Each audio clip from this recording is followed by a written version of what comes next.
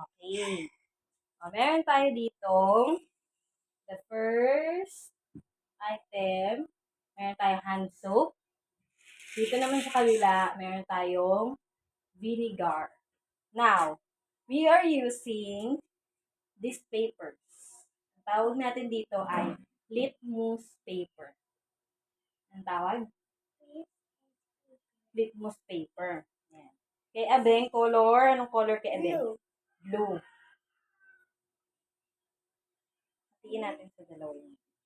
Hawak mo muna. Huwag mo muna lalagay, ha? Kay Shasha, color red. Akin yung color red. Opo.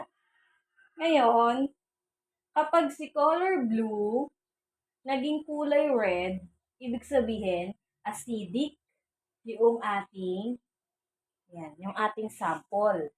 Kapag si color red, naging color blue, ibig sabihin, yung ating sample ay basic. Lagay mo, Beng, doon sa tingnan mo. Wow! Nag-iba ng kulay. Diba? Siyang, lagay mo dito. Tingnan mo, mag-iiba yung kulay? Hindi. Bakit hindi nag-iba ng kulay?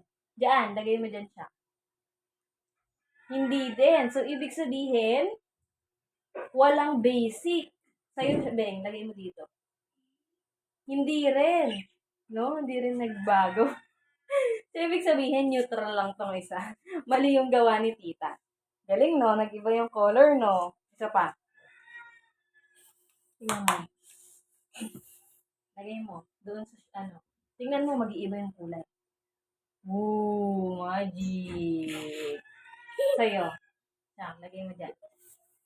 Ooh, magic. Galing, no? That's acid and base. That's how you test it.